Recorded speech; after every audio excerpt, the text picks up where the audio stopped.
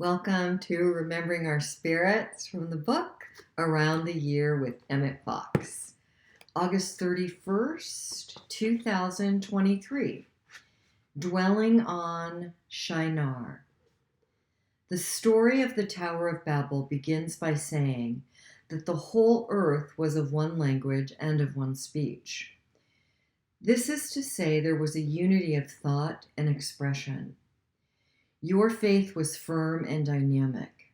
Then you allowed your consciousness to fall. And it came to pass, as they journeyed from the east, that they found a plain in the land of Shinar, and they dwelt there. Genesis 11:2. The plain means any kind of negative thinking, in contradiction to the hill or mountain, which stands for prayer or spiritual insight. The Bible mentions that they dwelt on that plain or in that state of mind.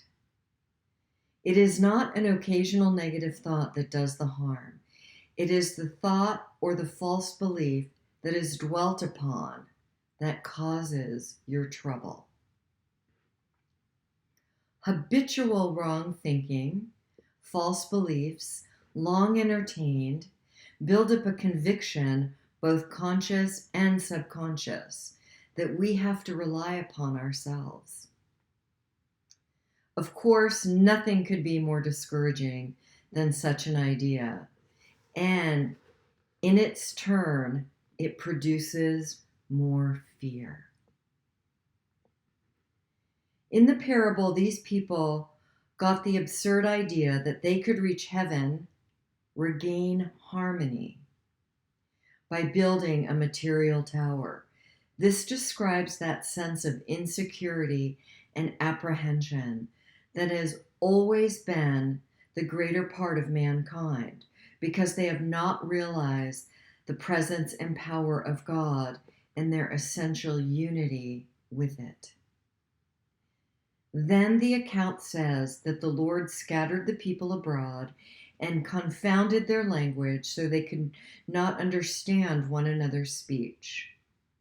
The confusion of tongues is a graphic description of the state of mind that those who have not yet begun to center their lives on God.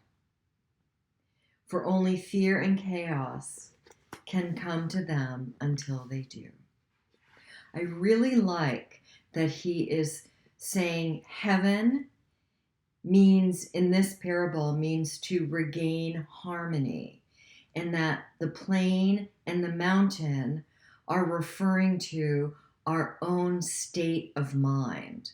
What I was thinking about when I was reading this is what Michelle Obama has said, and that when they go low, she goes high.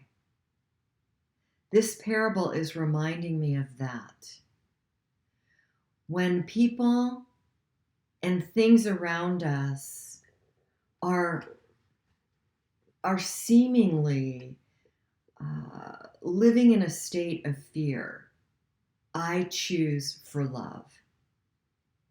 I differentiate all this languaging by simply using terms from A Course in Miracles that says everything is either love or everything is fear. I'm either choosing fear-based thoughts, words, and behaviors, or I'm choosing for love-based thoughts, words, and behaviors. When I started this practice 30 years ago, I didn't even know what it meant to have a love-based thought, word, or behavior, except from my ego's point of view. And ego for me stands for edging God out, from my ego's point of view, and I would just take people hostage to fill up my empty inside of me. So that was not love. Absolutely. In my experience today, I was not loving people. I was capturing them with my fears and my insecurities and my less thans, and wanting them to be the solution. Never going to happen. Nothing outside of you is the solution. You're the solution. Standing guard at the door to your thought life is the solution. Choosing for thoughts based on love rather than fear, that is the solution. How you choose to do that is up to you. There are many paths that will feed our own spiritual natures. What path are you on? What tools are you using to have a state of mind of harmony, to choose to go high, go to your spiritual nature when people are choosing to go low,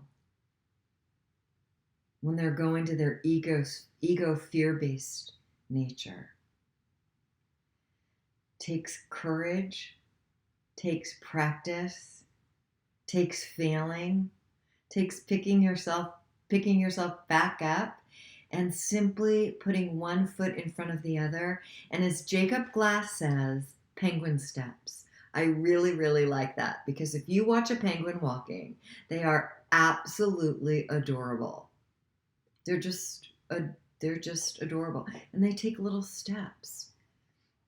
And man, they are strong, strong-natured animals. What penguin steps are you going to take today to feed your spiritual nature, so that whenever you're in a situation where things outside of you and about you are seemingly going low, you have the internal foundation to choose to go high. Thank you, Mrs. Obama, for that really, really clear description and practice. As always, take the best for you and leave the rest. Have a blessed day.